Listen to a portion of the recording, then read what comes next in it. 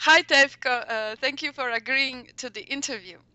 Tefko, you have recently given a very generous gift to the doctoral students in our program in the form of Tefko Endowed Fund for Doctoral Student Support. That has been extremely inspirational for the faculty, and it will really benefit our students enormously. As you know, need is great usually. But even more important is the spirit and legacy of such awards. So I decided to interview you and capture your thoughts on on your intent with this award. Would you like the effects of your action to be, and and also I would like to ask you what you think about doctoral education and to share some insights, some advice from your successful career and your experience, your great experience with doctoral education. So could you please tell me first a little bit about the award and just your motivation? What was your thought with that award? Well, let me start with the idea that I wish it would have been a scholarship, and my understanding for a scholarship that it should have been much, much more, like $1 million, which I don't have to donate, but it's an endowed fund that they explained to me that a smaller amount could be endowed fund rather than a scholarship. So if it's possible to build it to a scholarship, I don't know yet how, but I hope at some point in time and or in future history, it will be. Why I provided such a funding? Well, there are several reasons. One, it's Rutgers itself. Rutgers was very good to me. I spent 25 years at Rutgers and many more if I consider how many times before that I visited it. I had colloquial meetings and seminars and things like that. So to go back, Rutgers was good to me, and I wish to return something back to Rutgers. That's one of the reasons that kind of inspired me, as you called it. The other one was that this country was very good to me, and I wished to return something. And I thought of how can I return something, and I thought that helping education is the best way that I know how to return. So these were the two main things that kind of suggested to me, and I hope it will suggest to others to do the same thing and support our educational offerings. Thank you. Tevko, you have made a great contribution to our PhD program since its inception as an interdisciplinary program of the areas represented by the faculty in Communication, Media Studies, and in Library and Information Science. You have been really a force and have impacted the field of information science, not only through your research and through your scholarship, but also by the number of students and quality of their, or rather the effect of their careers on that field, and also many others you have advised, influenced, or mentored. Your methods of working with PhD students are well known, often cited. So I would like to talk about how you structurally, not so much kind of anecdotally, but how you structurally envision doctoral education. What is the theory that you might have around that? And what would be your advice to the students, but also to the faculty, because there is always two sides to this process, both important. And maybe we can start with how many students have you advised so far, and then what is the most important ingredient in that process for you? Okay, let me start from your end question. And then this is how many students I advised. To be perfectly frank, I have no idea. They, yeah, quite a few that I have advised over the years. But Gary Marconini, a few years ago, put together a database of doctoral students and professors in library and information science, and he gathered data from all kinds of schools. So I looked at my name under those studies, and what he had is how many committees one participated and how many committees one chaired. So before I looked at the data, I thought myself, over the years, and there were quite a few years, how many? I got my PhD when in 1972, so I started advising and chairing and being on committees from then. And over the years, I thought, how many? And I thought maybe 20, maybe 30. I looked at the data and I was surprised myself.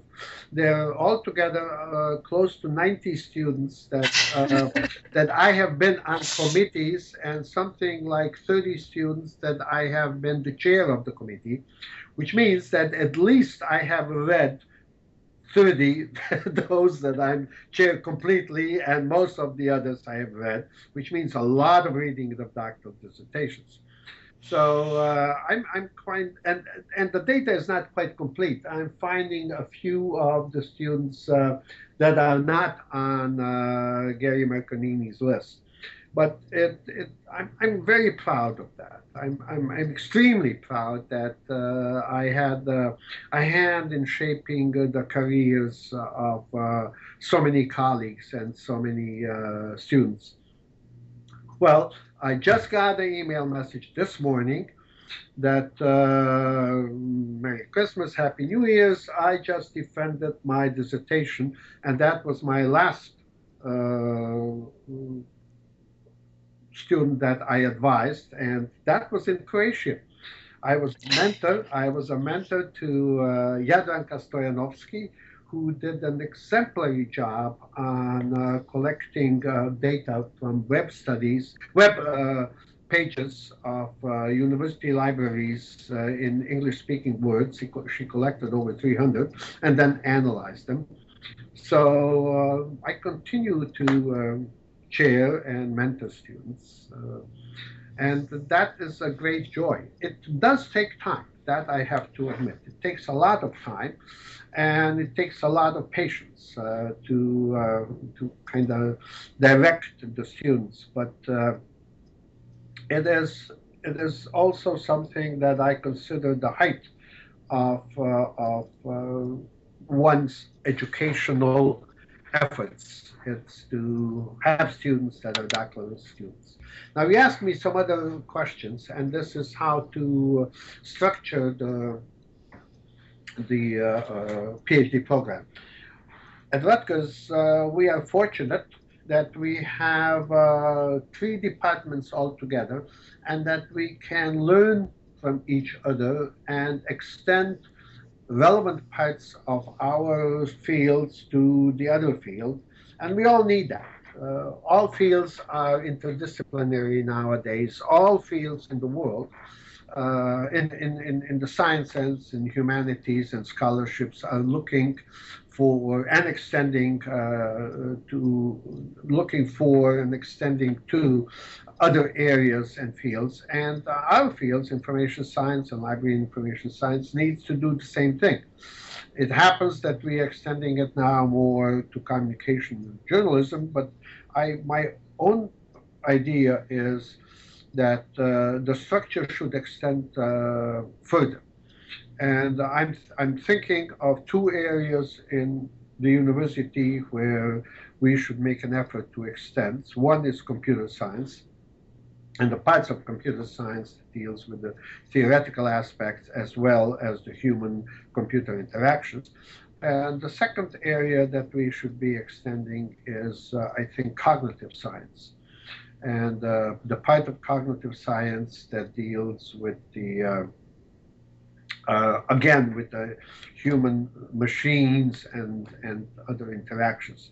I think we are quite fortunate that we have in the communication department quite a few people who are involved in the new media.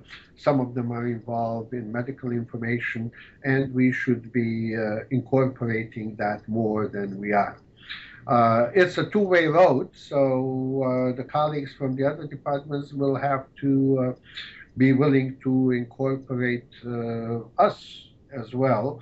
And we have to make a deliberate effort to offer something that other departments and other programs should and could use. Thank you. I would also like to return to the process, the educational process itself, in the relationship between. Okay, I'll cut this one out. I would like you to tell us a little about the structural nature of advising. How do you envision the process? If you're a voice in the head of a student, what would you tell them? How do you become a scholar in your own right? Well, there are two parts to what you are asking me is what to tell students, but how to advise students, it's quite a different aspects. You can tell students all kinds of things. Would they listen or not, that's a different question. But advising is a two-way street, and the two-way street requires a personal contact, which requires time, which requires patience, and which requires also a empathy toward the situations that the students are finding themselves in. Many students, I remember myself when I was a student, when I became a PhD student, I was very ambitious, but in effect, when I look back, I had no idea what I was doing. And I think that a good number of students who come into the program are what Leah used to call clueless, and I think they are. And we should be giving them every opportunity to get the clues, to become full of clues where the field is going and what they should be doing. Many students think that coming into the PhD program is teach me something practical and I'll go and do it. And it's not so. The PhD program, I think it's the major part of it is to teach people how to think and how to think in their own areas and then how to enlarge what that area has. So advising and telling in the PhD sense, you're asking the PhD, not the graduate and undergraduate. In the PhD sense, it's shaping minds and shaping thinking. Thank you. Mm-hmm. Boy, this was really philosophical. You did ask me a philosophical question.